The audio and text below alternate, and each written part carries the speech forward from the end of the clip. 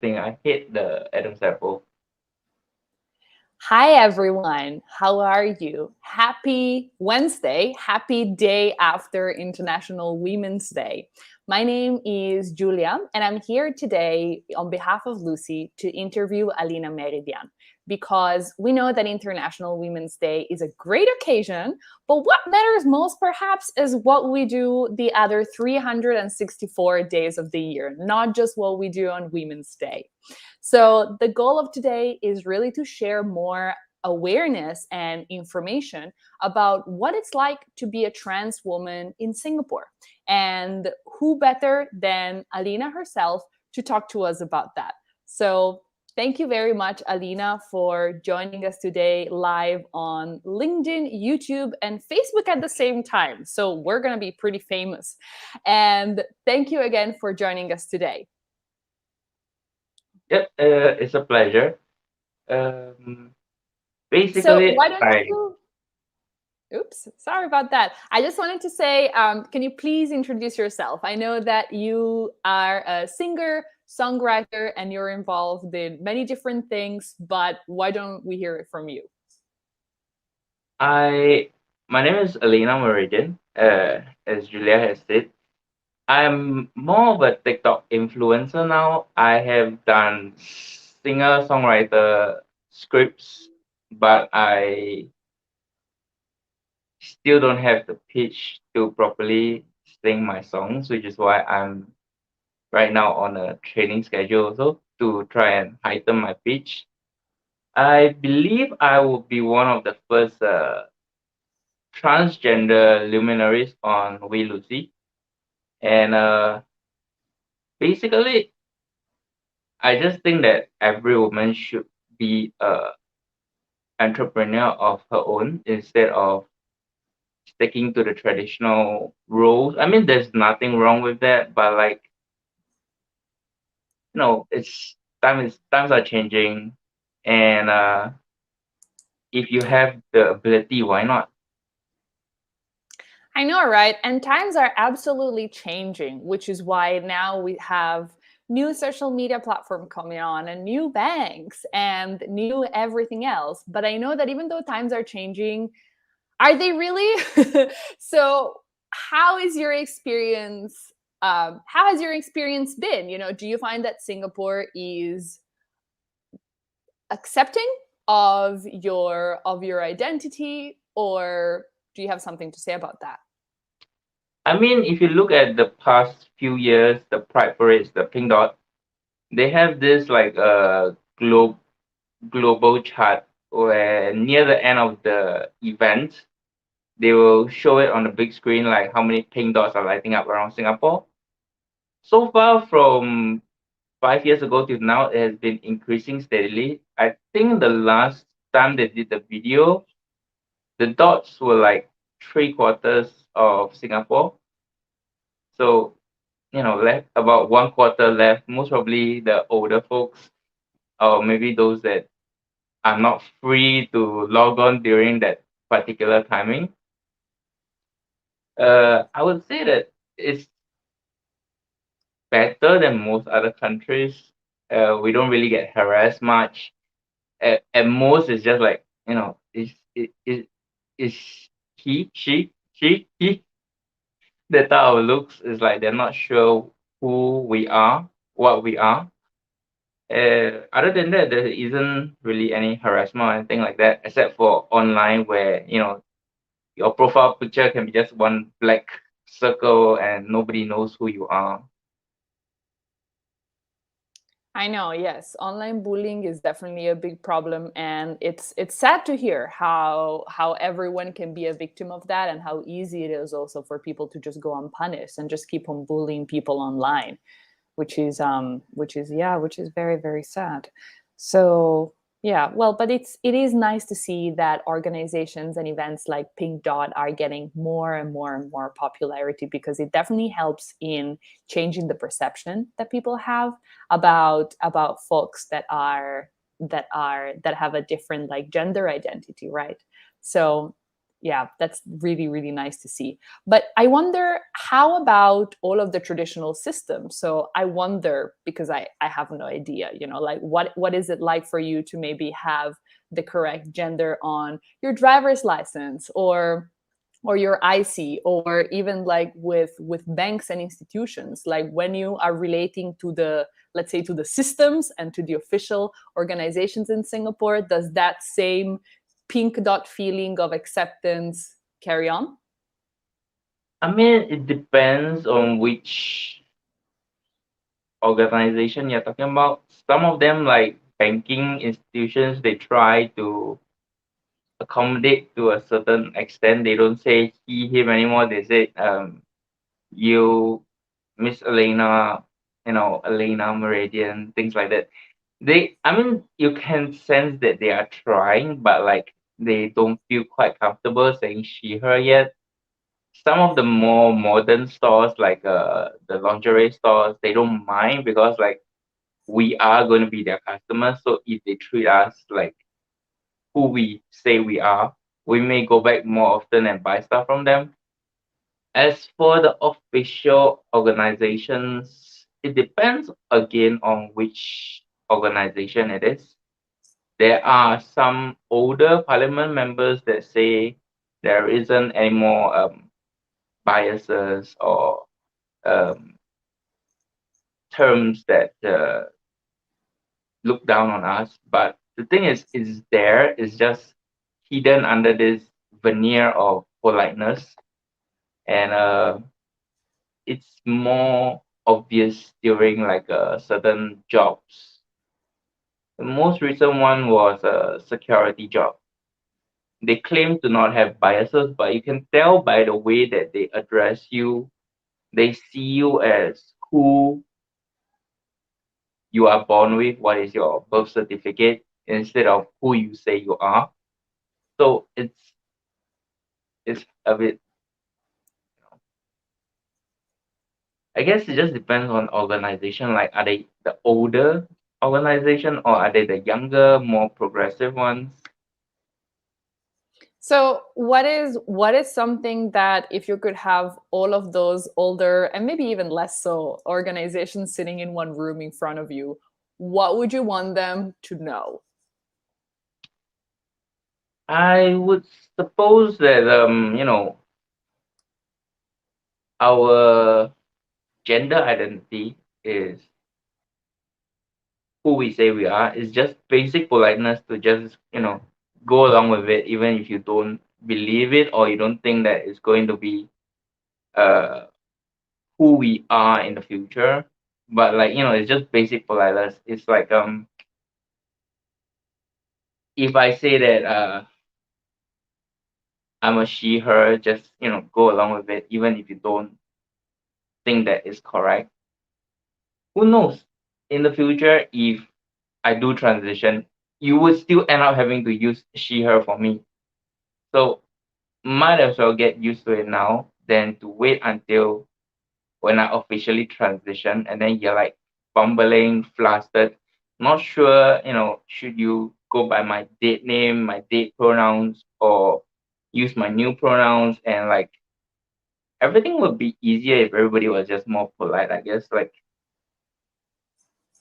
I know. Yes. Absolutely. And I think that it's, you touched on the transitioning topic, and I always found it such an odd thing that people would ask that. Like, you wouldn't meet somebody and be like, "Oh, so what underwear are you wearing today?" So, how is it okay? Like, really, how is it okay for anybody to wonder about the content of such underwear, right? I don't know. I always find it very odd how some people are okay with asking that, as if it makes a difference. to them, it does because, like, in their mindset, genitalia, gender identity, and sexual identity is one whole cluster. It's not like three separate things that have a spectrum of difference between each individual. So I have been on Quora also. Quora is one of my second influencer platforms, and it's a bit more rough when I'm there because I tend to speak my mind a lot more. I don't try and like create those wide looping arguments. I just go straight to the point, and sometimes when I get heated up, and it's a point that I know people do know, they just refuse to accept. I will just start, using a bit more harsher words. I mean, I know That's I'm not okay. supposed to do that, but Eh, you know. it's okay. So do you find that people ask you that question often? Uh, I mean, they can ask, but like usually I wear those tight-fitting clothes, so you can obviously see that I tuck, and it's like so seamless that they'll be like, "Wait, so is he, she, a female that looks masculine, like the face, or is it she has already chopped it off?" I mean, it looks smooth. I'm not sure what to say. I know, and this is the point, right? That I just think it's a bit of an awkward, not awkward conversation, but I think it's a private matter that you shouldn't just ask somebody that you are not that close with, because I think just like how our hair looks, or just like how our clothes or our skin color looks, shouldn't impact how other people treat us and how we treat other people. So does, once again, content of your undergarments, right? It's just private, Back to right? It's basic not respect. really back to basics. Yes, respect and being nice to people regardless. But then I think as long as we still have an occasion like International Women's Day to celebrate, if we, I think that if we have an occasion for it, it means that it's not something that everybody understands, and it's not something that everybody accepts, right? That women can be mothers and leaders at the same time, or that women and men can have equal opportunities and equal possibilities for success. So I think that these extend to any category of people, really. So thanks for thanks for making that clear once again. I think, please go ahead. And additional point to what you said was recently there's this like whole um video on TikTok about how we trans women are taking away the woman's job.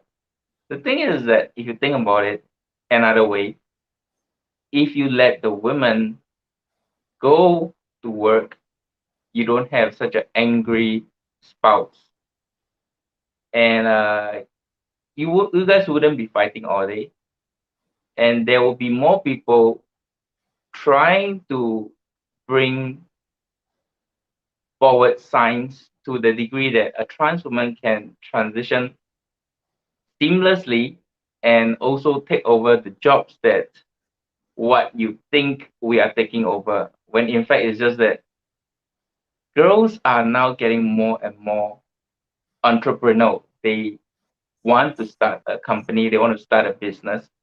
So why not let us take care of your house instead of you complaining that women are leaving you when you're not stepping up to provide for them? Yeah, absolutely. And I really don't think that is an argument we should even be having, because I really do believe that a lifting tide lifts all of the ships. So if things get better for you as a trans woman, or for somebody else as a woman who is part of a minority, they get better for everybody across the board, because the power of representation is huge.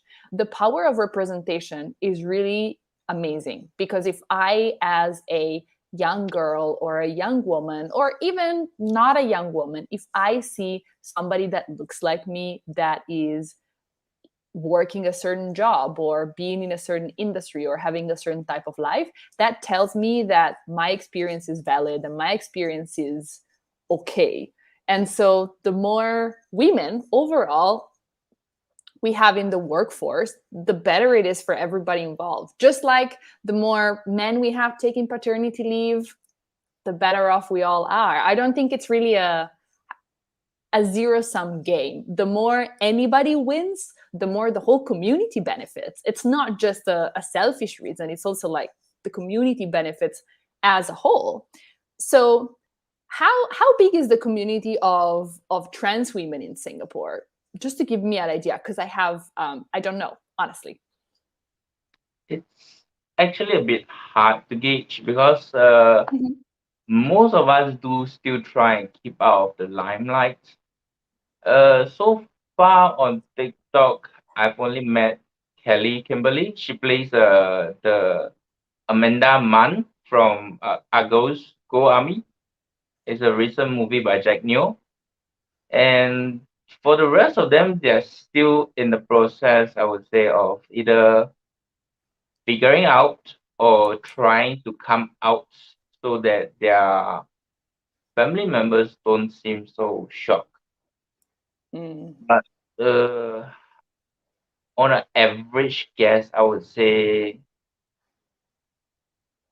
mm, around one, like one tiny part of Singapore.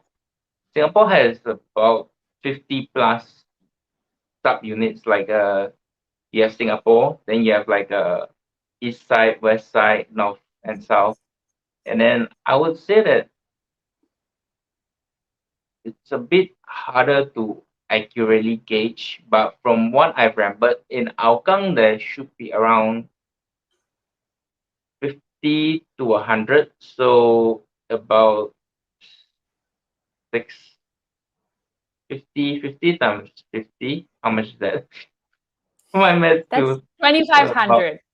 yeah, around there. Yeah, that's great. And I mean, what can we do, right, to support you? I mean, honestly, Singapore is getting more and more open. The support, I guess, would just be, be more accepting of us. Like, you don't have to like us per se, um, in the sense that you don't have to love us. Like, just don't be mean about it. So Mhm. what if we are like in the middle of transitioning? I mean, you can obviously see that I'm still quite, but like I am trying my best, and I'm not working in the best job that I can yet. So money is a problem, and Mhm. I don't think I would need anyone to help me with money. I would just want more acceptance. Like you don't have to say, I look ugly, I look manly. I know that myself. What do you think? I'm wearing this choker. So basically, what we need more or less from everybody around the world when you see a trans woman is to just accept her as she is and not, look down on her. Like we are trying our best to try and conform to your beauty standard, but like money is a thing. Money is one of the main factors whether we can transition properly or not. So And it's I good that feel you like mentioned. Yeah. Thanks for opening up and sharing this with us and everyone who's watching. I think that this is really, really a good reminder for everyone, men, women, children, anybody, to just be more accepting of trans women and everybody else that doesn't look like us or doesn't talk like us or has an accent, right? So it's good that you talk about money, because what Lucy does is, well, has to do a lot with money, right? So let's get into it. Let's talk about money. And obviously, I mean, I know that you've been one of our earliest supporters, which makes us super, super happy, considering that Lucy only launched in September 2021. So it's only actually been 6 very short, very intense, but very short months since we launched in the public in Singapore. And so I'm curious that you mentioned that, because money is a factor obviously in transitioning and receiving the proper care, I'm assuming, and medical procedures are not cheap. So one of the reasons why we do what we do at Lucy is that we want to make sure that women have basically more control over their money. which is why any woman can open an account, regardless of visa status, regardless of nationality, and also regardless of what their IC says. So if you identify as a woman like Alina, even though your documents may say otherwise, please come to Lucy. We will welcome you with open arms. We don't ask for a proof of your transitioning. We are not interested in that. We are interested in your identity as a woman.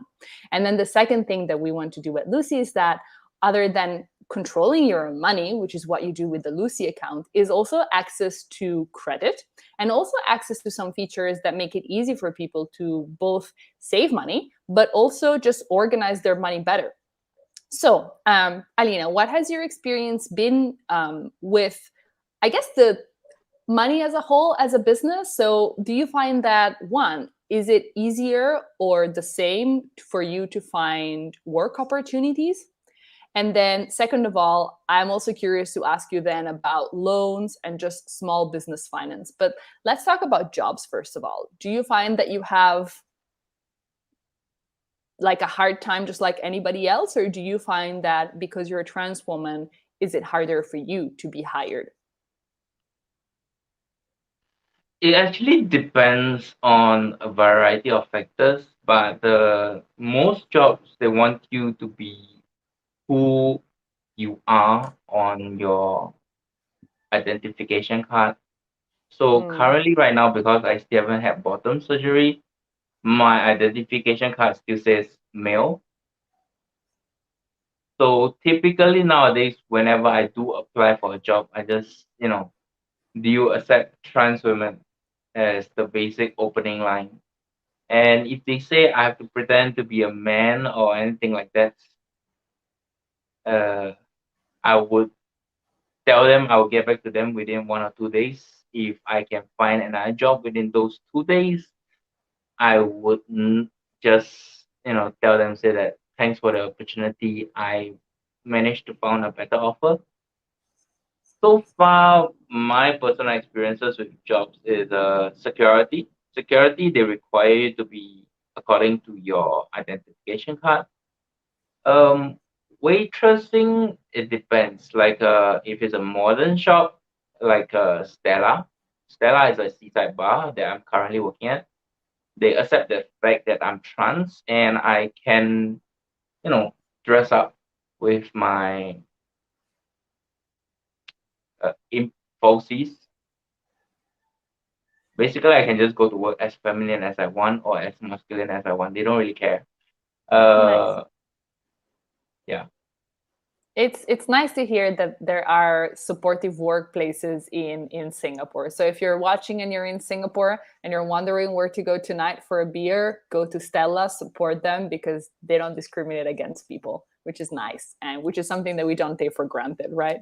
So and what about then access to financing? Because obviously, whether you're starting a business or you need money for anything else, obviously financing is a topic as well. Have you had any experience with that? The problem with Singapore financing is that you need to have a minimum of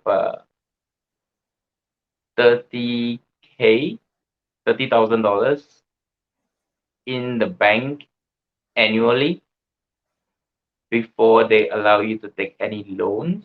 Wow. Even if their advertisement is like, oh, you can just take the loan free and easy.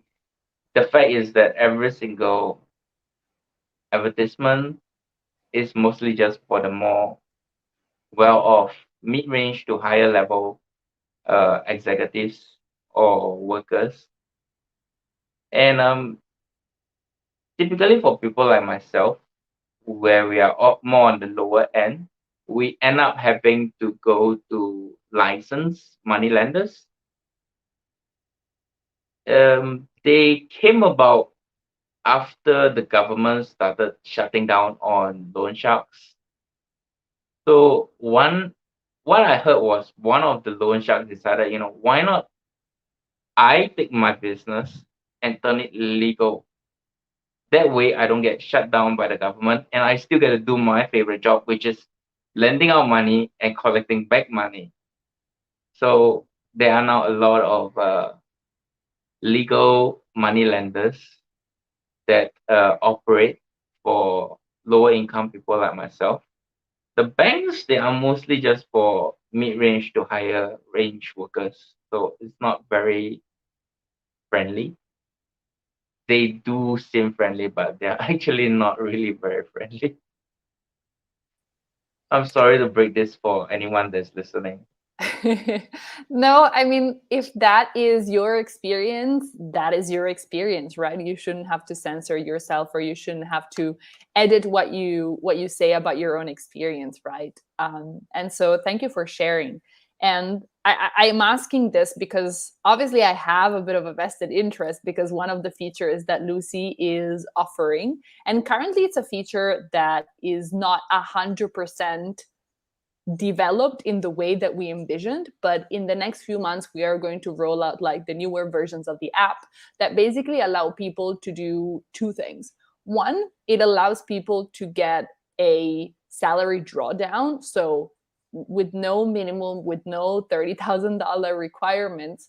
If you are being paid through Lucy by your employer, then you can request a salary drawdown against that. So say that, for example, you get paid, let's make it simple so that the math is correct, $30 per month. So for every day that you earn, for every day that you work, you can access your pay up to that day. So if today, let's say it's the 9th of the month, you can access $9 out of 30 that you have worked for, so that you don't have to wait until the end of the month to then get paid.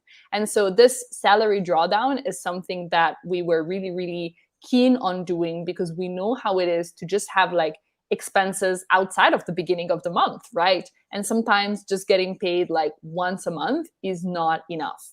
And then what's worse is that because you're only getting paid once a month and you can't really borrow money elsewhere, then what do? You turn to like illegal money lenders, or maybe like friends and family. But then we also know that that's not really free and clear You all the know, time. So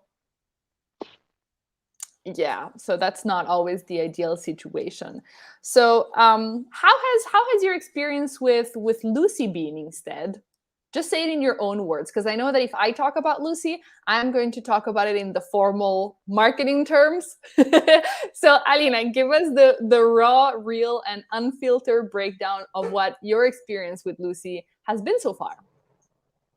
so far it has been pretty smooth, I would say. Um, I have Okay. This is a bad point on my part because I'm a bit lazy. I have yet to officially spend any money from the app. I just try and put some money in every month or so. Hmm. Uh, And that's great. You're using it as a savings account. It's perfect. yes. And then I have the debit card, but again, same problem. I have like two other bank cards already just for savings and expenses. So I have no idea why I applied for the card. I just did it on a spontaneous spur of the moment type of thing. I was like, it looks cool, it looks nice, the card looks great. Yeah, We let's get just that get a it just lot. for fun. We get that a lot. We do get a lot of compliments for our car design. So kudos to our designers who really, really make it look pretty. And we also have more designs coming on in the future. So stay tuned. But no, that's not a problem at all. And I know that you also attended the small business strategy workshop that we hosted on the third Thursday of February. So how did you enjoy that? It was very informative. It solved a lot of my questions as to why previously when I tried to sell my one song, it didn't quite work out. Uh, I think that period of time was when trans people were not very popular, and also like it was still against a majority of people. So my song sort of like went flat, and it didn't really take off. And so now I know it's more like my song needs to reflect what the current market desires, and not what I personally feel like should sell out at the moment. It's sort of like a give and take, I would say. I give them what they are suggesting, and they give me what I would like in return. Yeah, Uh, that's it. That's it. That is a really good strategy, and I think it's it's all about the audience. It really just all boils down to the audience. So I don't think that you should quote unquote hide who you are in order to be successful, but at the same time I think that the power of the business model canvas is that it forces you to really think about who your audience is more than who are you, because obviously you know who you are very well, but if you are trying to create something for other people, then it's always helpful to think of them, which is also what we did with Lucy when we started our journey, and we started just researching and talking to every woman of any nationality and visa status. And so that included Singaporeans and PR and domestic workers, just to get a sense of, okay, what is your, oh, so cute. Show it I again. still keep it with me. Oh, Or the card so thing. cool. Oh, thank you for keeping that. That's so sweet. And The whole package. yeah, oh, that's so cool. Thank you for showing that. So thank you for showing that it's all real and all true. And what we found out is that a lot of women have a similar experience to what you say, where they want to get access to credit to start a business or invest more money to improve their economic situation, but then they're basically stuck because of the requirements of either the bank on the one side, or the requirements, or rather the downsides and just the dangers involved, honestly, with illegal money lending and just illegal practices, or informal practices, let's call it, of borrowing from friends and family. And Debbie is definitely an expert of the business model canvas. So if anybody else is interested to attend, the next workshop is going to be on March 24th. And we have an event published on LinkedIn and on Facebook. And we don't have an event on YouTube. But if you're watching on YouTube, just go to our website, which is welucy.com, and you can sign up there. Speaking of events, if anybody is free, do go to Facebook and check out We Lucy and a few other sponsors. They are co-creating a event between the 18th to 20th or something like that for Yes. International Women's Day. I signed up for that already, so I just Thank thought you.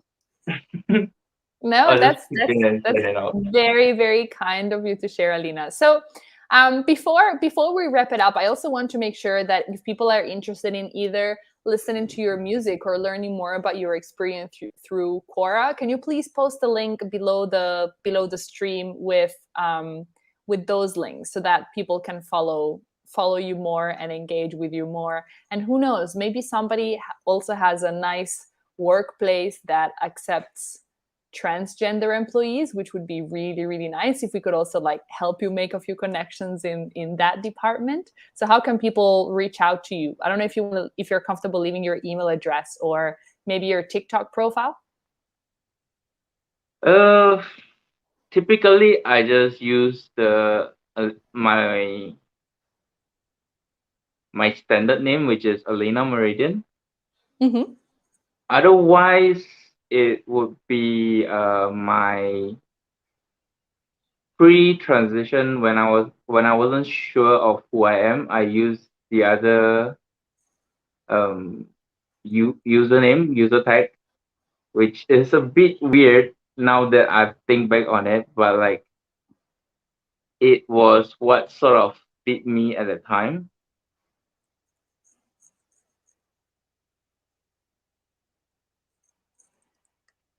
Awesome. I'm going to then post the links right below the stream so that people can reach out to you.